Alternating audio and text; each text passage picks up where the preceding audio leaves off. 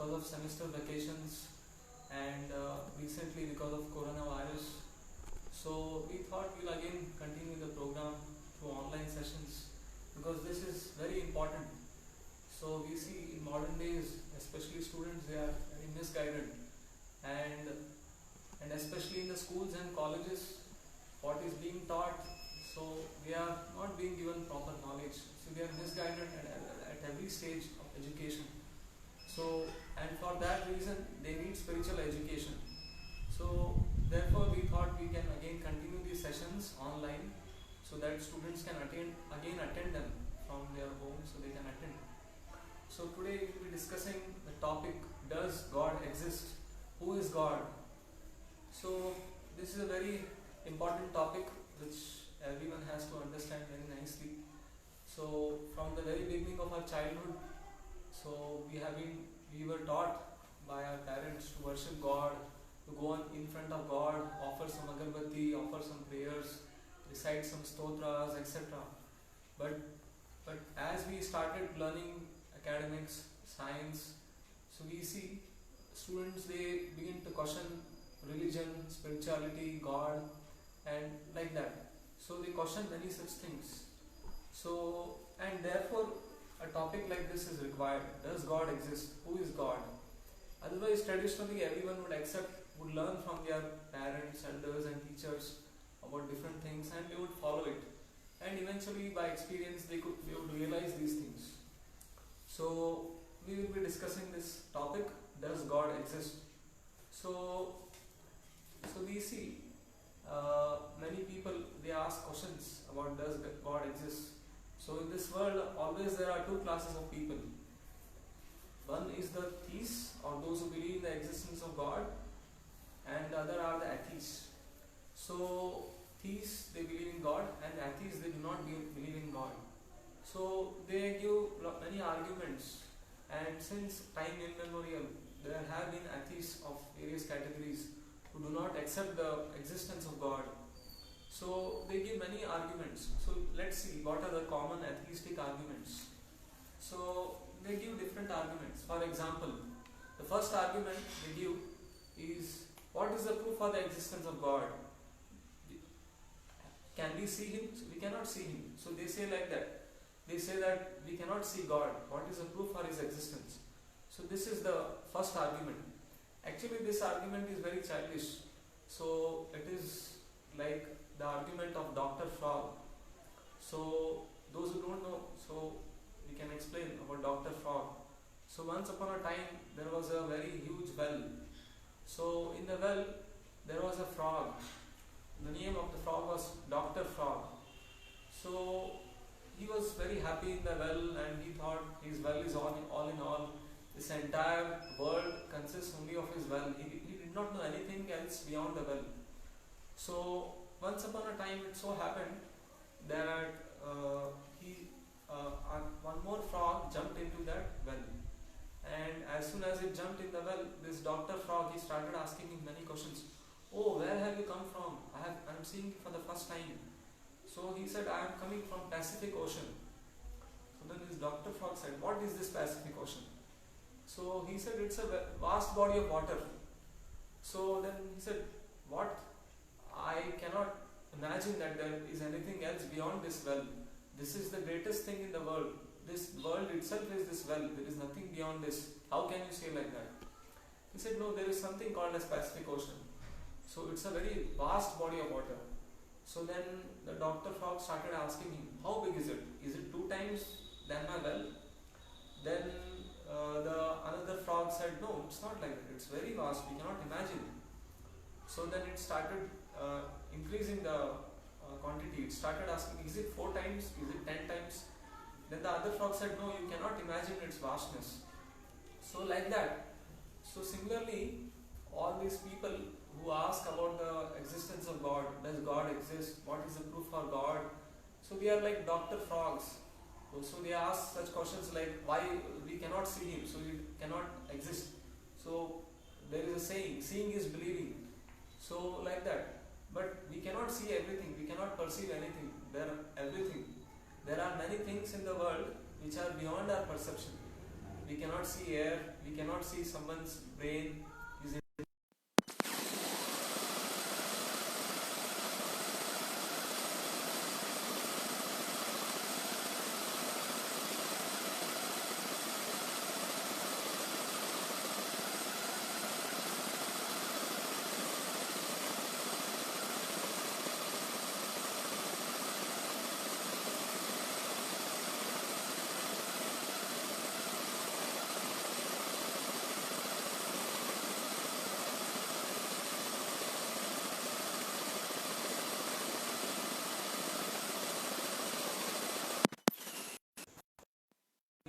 during the Greeks, in the period of Rome, and in the Christian history and many history back, people have been accepting God. So they say that the idea of God has been introduced to explain the phenomena in nature, and so like that. So for example, so scientists they say that people in the previous ages they did not know science. So if they would see anything wonderful in the universe, they would think there is some extraordinary being who has done this. There is a creator. If they see the movements of the sun, they think, oh, there is some god called a sun god. Or if they see that there is rain, they think that there is some god who supplies rain. So they would think that there were some extraordinary beings who would do all these things because they had not discovered science yet. But scientists say now that we have discovered science, and we are able to explain all the phenomena in nature, so we don't need the idea of God. The idea of God was just there to explain the phenomena in nature. Now that we are able to explain everything in nature through science, there is no need of God. So this is one more argument they give. And the third argument which they say, if God exists, why is there suffering in the world? So we see in this world there are so many people who are suffering. So someone has broken hands, someone has no eyes, someone is meeting with an accident. So that now we see there is coronavirus. So many innocent people are being killed. So naturally people may start to ask, if there is a God, then why he doesn't help people? Why doesn't he save? No God. If there is suffering, there is no God. So this is one more argument they give. And another argument they give, the idea of God was introduced to make people moral and behave properly. So science says that if religion would have not been there, people would have been very sinful, very ill-behaved. Now religion makes them to be moral because it makes them to think that there is some God who controls everything, who punishes beings who commit wrong activities, etc. So because of the idea of God was introduced to make people feel moral and behave properly. So like that they give different arguments for the non-existence of God. So but if we properly see through logic and reason, God exists and we can explain it through logic and reason. So now let us see what is the logic for belief in the existence of God. So we will see different logics. So there are different ways, different logics through which we can understand the existence of God. The first logic is creation implies creator. So we see in this material world there are so many things. This material world is a creation. So and then there are so many things which we create. So there are so many industries, they manufacture different things, they create different things, equipments, gadgets, etc. So now if there is a creation, it implies that there is a creator. For example, it's just like if you have a garden. Now if you go to a rich man's house, you see a very well trimmed garden. So we see sometimes in some rich man's house when we go, they have some bushes and they are well trimmed. So they are trimmed in such a way that they write something. For example, they may write Happy New Year or somebody's name. And in the garden we see so many nice flowers and all. So the garden is arranged very nicely. So if there is nice arrangement, do we think that it has happened by chance? No. There is some person, there is a gardener. So a garden reveals a gardener. And similarly, design reveals a designer. So just like, let's say, uh, we find a watch on the shore of an ocean, and then what do we think? That do we think that the watch has come just by chance?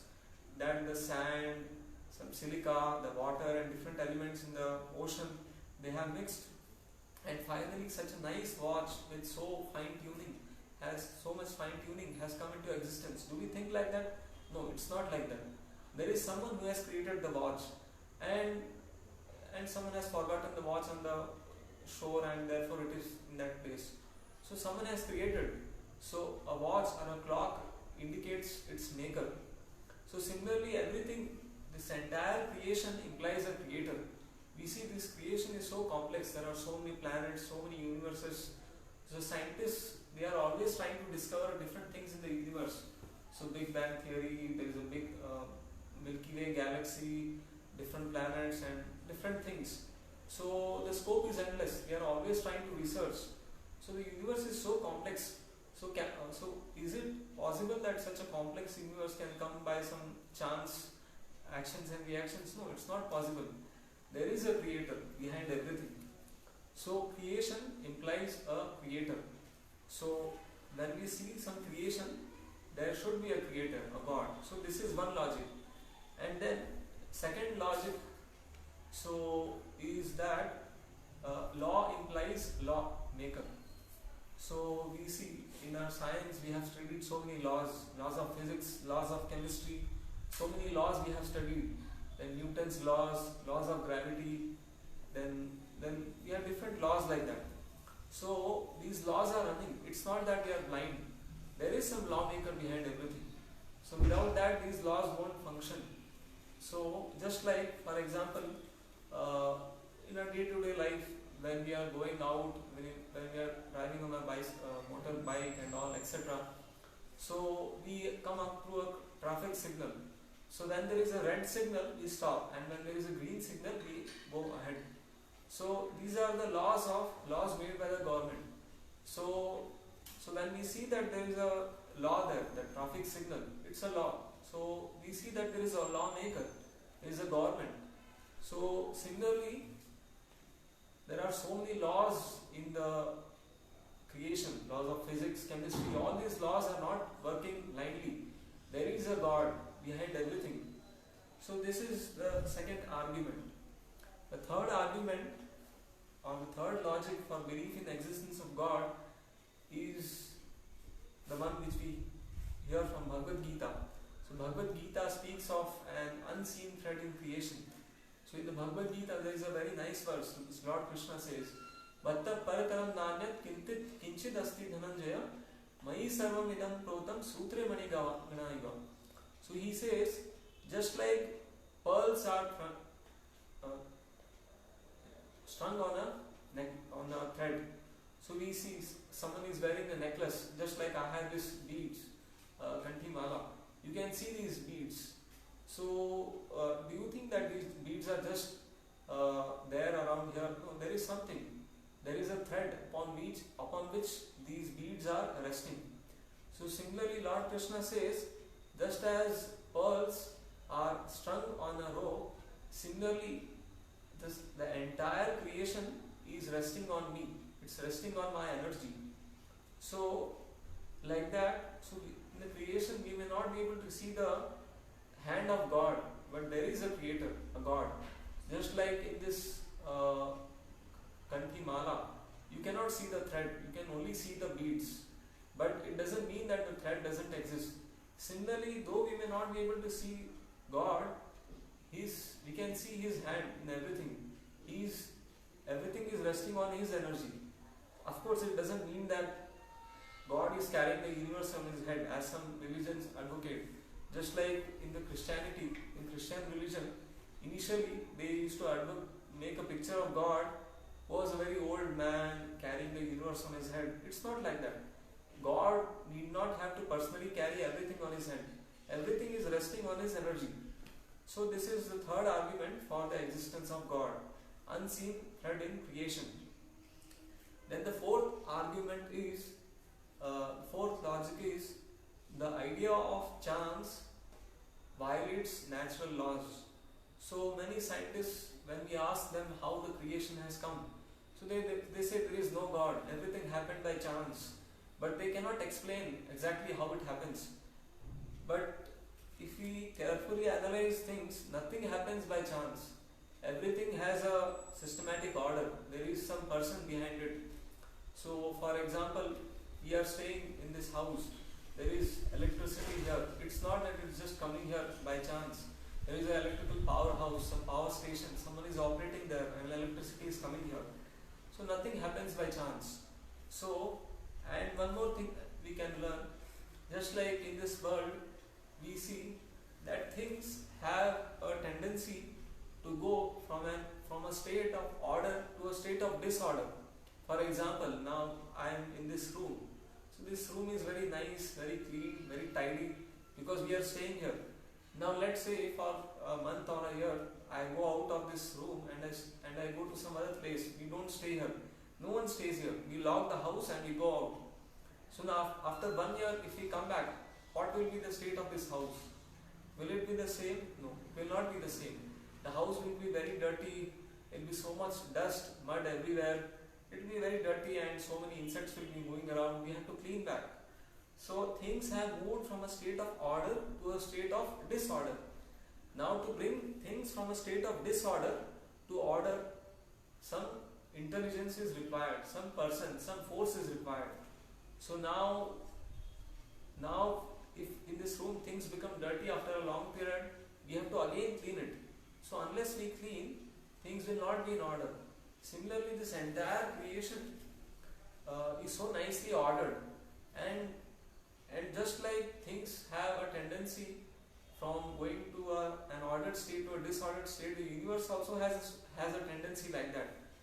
And to maintain the universe in order, some force is required, and that force is God. So scientists may not accept, but this is logical.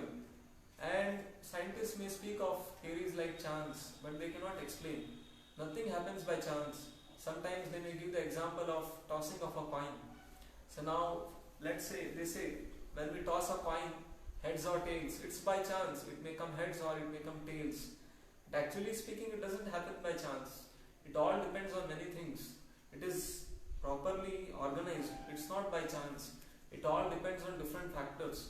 For example, when we toss a coin, it depends on the initial position of the coin, whether it was heads on the top or tails on the top, the force that we applied, the force of gravity, the air friction, and different factors affect it. Nothing happens by chance. So if we see the idea of chance, it is against the laws of nature. Nothing happens by chance. So this is one more logic to believe in the existence of God. And another logic is, fifth logic is, search for God is a fundamental urge. So in this world we have different urges, we have different wants. So we have some urge to speak, we have some urge to eat, we have some urge to drink water, we feel thirsty, we feel hungry. So for every urge there is a fulfillment in nature. For example, we feel a urge to eat, there is hunger. So there is fulfillment, there is food. Similarly, there is an urge to drink water, we feel thirsty. There is water in nature. So in nature, there is fulfillment for all of our urges. Similarly, we have an urge for permanent happiness, eternal happiness, and that is also there, and that is there in the kingdom of God. So this also shows that there is some God, a creator. And the last logic which we can give for the existence of God is personal experience of God. So in Bhagavad Gita, Lord Krishna, he says a very nice verse that in the 11th chapter, 54th verse. So Bhaktya Tvananyaya Shakya Aham eva vidhorjuna Gyatum drashtum cha praveshtum cha Gyatum drashtum cha tatvena praveshtum cha parantapa. So Lord Krishna, he says in Bhagavad Gita that only by the path of devotional service, we can understand him in full, and eventually we can come to a stage where we can directly see him. So we can see God face to face. So So there is a process for that. So initially I explained that atheists give different arguments. Does God exist, etc. Can we see Him? Yes, we can see God, but you need proper eyes. You need to be qualified. So we cannot see with our blunt eyes. Our blunt eyes, the eyes that we have currently, they are defective. We cannot, if this room is dark, I cannot see anything. I cannot see even my hand. I cannot see my legs. I cannot see anything. So we are very defective. So with these defective senses, how can we see God, who is a supreme being? So we cannot see. So like this, these are some of the logics which we can give to explain the existence of God. So now after understanding the existence of God, now we come for the next point. So we see now we'll go for the definition of God. So what does God mean? What is the definition of God? Before we go to the definition of God, let us discuss some wrong conceptions of God. So in this world there are so many religions, so many spiritualists, so many sadhus, yogis, babas who speak of God in different ways. And there are different wrong conceptions of God. So we need to know what are those before we go to the proper idea, proper definition of God. So there are different conceptions. For example, someone says that God is light. So someone says that God is void, He is zero. There is at the end of the entire world there will be nothing and there will be zero. That is God. So and someone says that everyone is God or God is dead. So like that, there are different conceptions of God, different wrong conceptions. But what is the clear idea of God? So what is the definition of God? We need to understand this. So we will study the definition of God. So this definition anyone can accept. It's not that only Bhagavad Gita speaks like that. It's not applicable for others. No, everyone can accept. This is very common. So what is the definition of God? From scriptures we can understand that God can be defined in different ways. For one definition of the first definition of God is that He is the source of everything. Now we see in this world there are so many things like we see everyone has a father and mother. So everyone is born from a father and mother. I have my father and mother. My father and mother in turn have their own father and mother.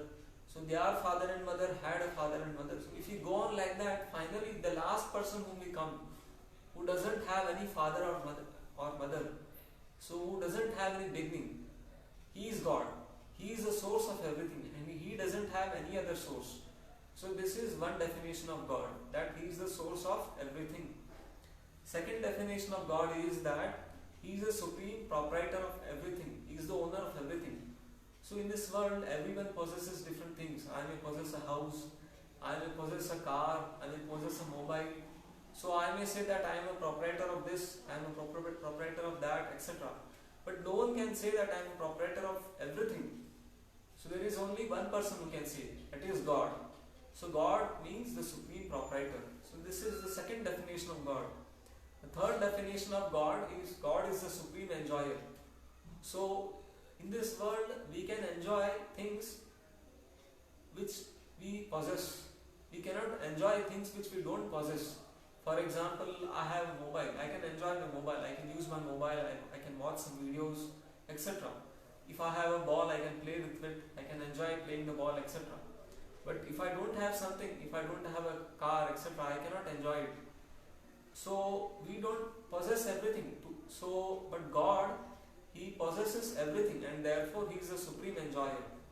This is the third definition of God. The fourth definition of God is that He is full in 6 opulences. So this is this is a very good definition. So in the scriptures, in the Vishnu Purana, it is said, God is one who has 6 opulences to the fullest extent. What are those opulences?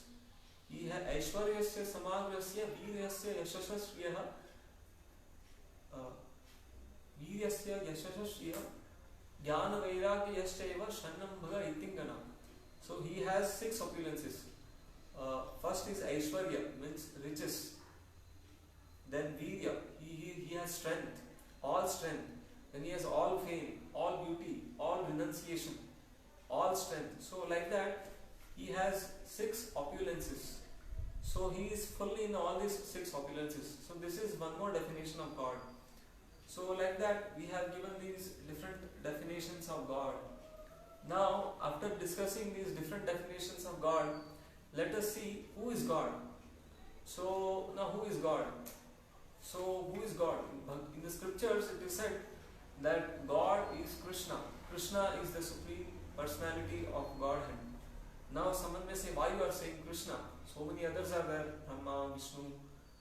So the immediate reply to that is, Krishna is God because he fulfills all the criteria for God which we mentioned before. So just we discussed the definition of God. So if you see each of these points, Krishna satisfies each of these criteria. So we can systematically analyze each of them. The first thing which we mentioned, that God is the source of everything. So in Bhagavad Gita, Krishna says, Aham sarvasya prabhavo matta sarvam pravartate iti matva bhajante mam buddha bhava samanvita. So Krishna says that I am the source of all the material and spiritual worlds. Everything emanates from me. The wise who know this, they engage in my devotional service. So Krishna is saying I am the source of everything, and therefore he is God. And then the second definition of God is that he is the supreme proprietor and he is the supreme enjoyer. Second and third definition. So in Bhagavad Gita again, Krishna says, Bhoktaram yajna tapasam sarvalokam heshwaram. So he says, I am the supreme proprietor of all the three worlds and I am the supreme enjoyer. So in this way, Krishna is a supreme Lord. And the fourth definition of God which we gave was that he is full in six opulences: beauty, fame, riches, renunciation, strength, etc. So if we study the scriptures and if we study the history, we won't find any person who is more beautiful than Krishna, who is more renounced than Krishna, who is more powerful than Krishna. So we can give some example. So Krishna, he lifted the Govardhana hill. So no one can perform such extraordinary acts. So therefore he is supremely powerful. He is supremely beautiful. So in the scriptures it is said that millions, thousands and millions of cupids, Kamadevas, get attracted to Krishna's beauty. So he is supremely beautiful. Like that, if we analyze in the scriptures, it is very nicely explained how he possesses all the six opulences. And therefore Krishna is the supreme God. So we established like that Krishna is the supreme Lord. So, and God, since he is infinite, he expands into different forms. So we hear of different forms of Lord Krishna, like Rama, Narsimha, Varaha, Vamana. So they are different expansions of Krishna. They are called as avatars. So they are not different from Krishna. So they possess the same potency as that of Krishna, but they exhibit according to the degree which they exhibit the potency to the degree which is required for their particular mission. So for example, Lord Narsimhadeva came, so he manifested strength. He killed the demon Hiranyakashipu. So he did not, someone may say, he did not manifest the feature of beauty. So, and then Rama, he was all famous, but Krishna, he had all the six opulences. So like that, God comes in different forms which are called as avatars. He comes from the spiritual world. So these are different forms of God. Now someone may say, and there are symptoms of an avatara also. So nowadays we see there are so many people who claim themselves to be God or an avatara. But scriptures say if anyone claims himself to be an avatara, he has to show some particular symptoms. So what are those symptoms? The first symptom is that he should be mentioned in the scriptures. And the second symptom is that he should perform some extraordinary activities. The third symptom is that there should be specific marks on his body from the beginning, from his birth. Fourth symptom is that he should have a specific mission. And fifth symptom is that he should display the universal form which Krishna displayed in the Bhagavad Gita to Arjuna. So we can see Krishna, he possessed all these qualifications of an avatar, Narsimha, Vamana, all of them they possess these qualifications, and therefore they are called as an avatar. Now someone may ask that in the Vedas there is mention of so many gods, Brahma, Shiva, Vishnu, Ganesha. So is there one god or are there many gods? So we see different religions like Islam and Christianity, they speak of one god, Allah, Jehovah, Yahweh and all. So, and they criticize the Vedic Sanatana Dharma, they say that these Hindus, they are polytheistic, they have many gods. Though God is one, they say there are many gods. But it's not like that. Vedas don't speak of many gods. Actually, Vedas speak of only one God. So there are two kinds of gods which are mentioned in the Vedas. One is called God, God with G capital. So this God is a supreme God, the supreme being. So whom we discussed before as Krishna, or whom the Muslims call as Allah, Yehovah, etc. And the other gods are gods or demigods with G small letter. So they are different beings who are empowered by the supreme God, God with G caps, to perform specific activities. They are not supreme, but they have been given specific powers to do some specific acts. For example, so Vedas speak that the one supreme God is Krishna, and others who are different demigods who have been given specific powers, they are named as Brahma, Shiva, Ganesha, Varuna, etc. So they execute specific functions in the universal management. So Krishna has given them specific functions. For example, Brahma, he is the secondary creator. Shiva, he is in charge of destroying the universe. Indra, he is in charge of supplying rain to the universe. And Yamraja, he is the god of death.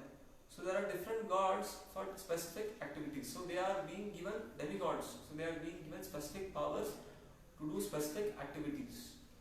So and also in each universe, just like in this universe, we have a Ganesha, a Brahma, a Varuna, a Chandra, a Surya. In each universe, there are similar demigods. In each universe, there is a Indra, Chandra, Varuna, different demigods. So they are not absolute in themselves. They are under the guidance of Krishna, the Supreme Lord. So therefore we understand that there is only one God, Krishna, and all others, like, they are called as demigods. So now someone may ask, now we spoke of God, Krishna. So is Krishna a Hindu God? Is it like that? No, it's not like that. Krishna is not a Hindu God. God cannot be Hindu. God, Hindu, Muslim, Christian. God is God. He doesn't belong to any community. In Bhagavad Gita, Krishna says that Aham Bija Prajat Pradapita. He says that I am the seed-giving father of all living beings. He says I am the father of all beings. He doesn't say that I am the father of only Hindus or I am the father of Muslims, etc. No, he is God for everyone. It's not that he is the Hindu's God or the Muslim's God. So Krishna is not a Hindu's God or a Muslim's God. He is God for everyone. And in different religions, they may call God in different names. We call Krishna. In Islam, they may call Allah. Somewhere else, they may call Yehovah. Like that. Just like we have water. Someone may call water as Niru in Kannada. Someone may call it as Pani. Someone may call it as Jal. So we may call it in different names, but the substance is the same. So there is only one God. So God is not Hindu, Muslim, Christian. He's one God. He's for everyone. Now, after having discussed that is Krishna a Hindu God, so there may be different conceptions of God, like Allah. So Allah means the greatest, Yehovah. So, but what is the highest conception of God? What is the highest understanding of God? So Vedas speak of the highest understanding of God, the perfect definition of God.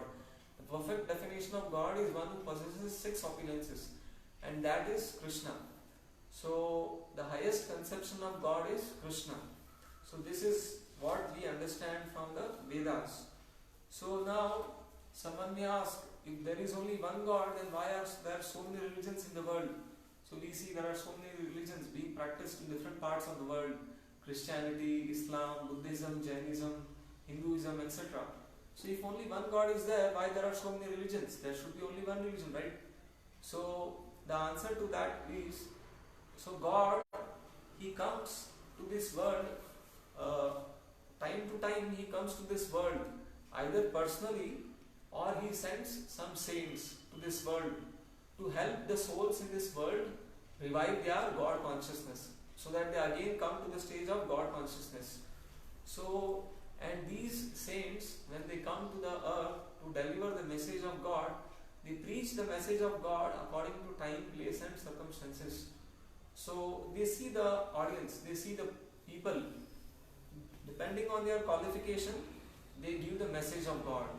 Just like when Jesus appeared. So when Jesus appeared, he taught Christianity. So he spoke of the Supreme Father, the Almighty Lord, paradise, etc. So in Islam and Christianity, we hear such things. So, but then Jesus said to His disciples, I have many things to say, but you are not qualified to understand them. So, like that. So the audience was like that during His time. And Jesus also said that to His followers that when I speak of material things, you cannot understand. So if I speak of spiritual things, how will you understand? So like that Jesus said. So based on the audience, He gave basic teachings of God. That God is there, He has a paradise, so we should not commit sinful acts. So this world is a place of misery. So all these are common teachings in all the religions. But in different religions like Islam and Christianity, they have given teachings based on time, place and circumstance. So and therefore we have different religions. So this is the answer to the question why there are different religions. Because according to time, place and circumstances, God or His messenger comes and teaches the message of God in a different way, in different ways. So now we have discussed that why different religions. If there is one God, why different religions? Now what is the highest religion? So we see there are so many religions: Hinduism, Islam, Christianity, Buddhism, etc. But we see in different religions, the conception of God is not so clear. For example, in the Abrahamic religions like Islam and Christianity, we may ask them about God. So His different names, the kingdom of God, etc. So they have some understanding of God. They know that there is a kingdom of God, a paradise. So there is a supreme being there. There are no problems there. There is happiness there, etc. So they have very basic understanding, and they don't have an idea of how He looks, how God looks. So what are His different names? So like that, there are many questions which one may be interested to know. So in all these religions, all these questions are not answered. But we find only in the Vedas that these questions are answered. So in the Vedas say that God is Krishna. So how He looks, what is His form, that is given. What are His different names, that is given.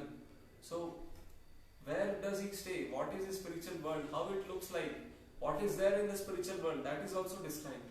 So therefore the Vedas, they give a very clear description of God. So it is just like dictionary. So we have different versions of dictionary. There is a pocket dictionary and there is a enlarged version, a big version of dictionary. In the pocket dictionary, we may find, in the pocket dictionary, both in the pocket and in the big dictionary, we may find the same words. But the difference in that is that in the enlarged dictionary, the same word will be explained with different meanings. So similarly, Vedas are like enlarged dictionary, a big dictionary. So they contain a vast body of information of God, His activities, qualities, pastimes, etc. So Vedas speak about the highest conception of God, so everything about God. And now finally, after discussing this, so we'll discuss the last topic today, that is God a person? So now we see that this is a very important question. So all these topics which we have discussed, we have just touched them briefly. We can discuss them for hours together, each of these topics. Even this topic that which I am explaining, is God a person? It's also a very big topic, but for the time being, we can just discuss it in brief. So, is God a person? So, we see in different religions, they say God is not a person, He is impersonal, He doesn't have any form. So, they say that if we give God a form, we are limiting Him. Just like I have a form, I have two hands, I have a stomach, I have a head, I have two eyes. So, this structure is limiting me. So, beyond this body, there is nothing. So, if there is a form, there is a limit. Similarly, if we give a form to God, we are limiting Him.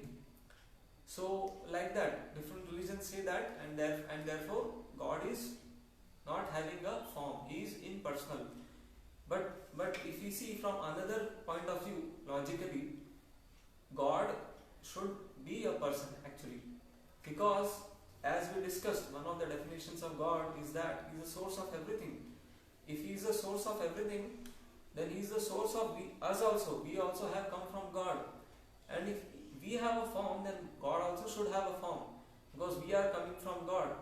So the source should have everything that the thing which comes from Him possesses. For example, I have been born from my father and mother. So my father and my mother have a form.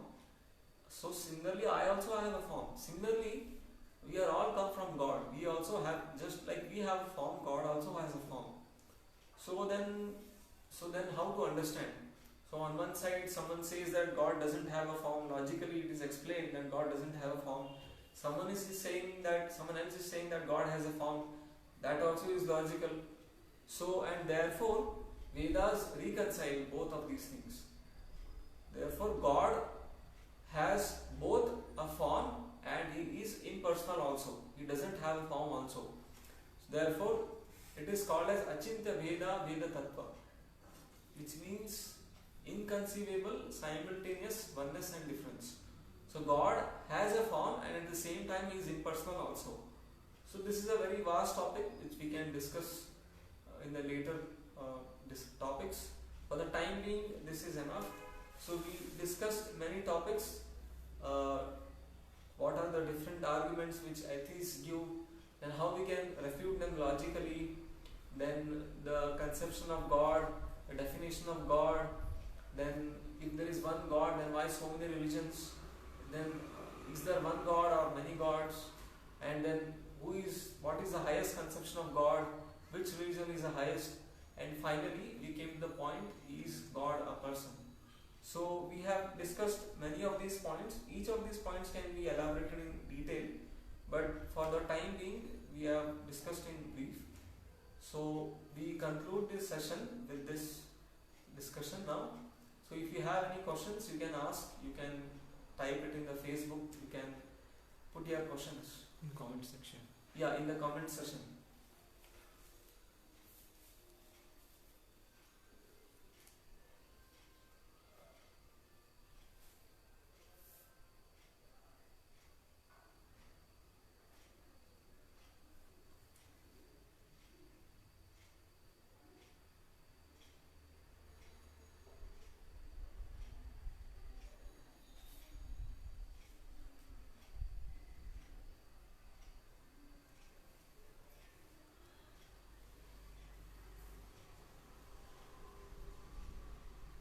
Since not anybody is watching, you can say that they can type the questions in comments. Even if they watch this video later, we will reply back. Yeah. So I think Less people are watching. Yeah, I think less people are watching the video. So if somebody happens to watch this video later also, they can type the questions in the comment section, and we can answer these questions personally to them later also. So like this, we would like to conclude the session. Hare Krishna.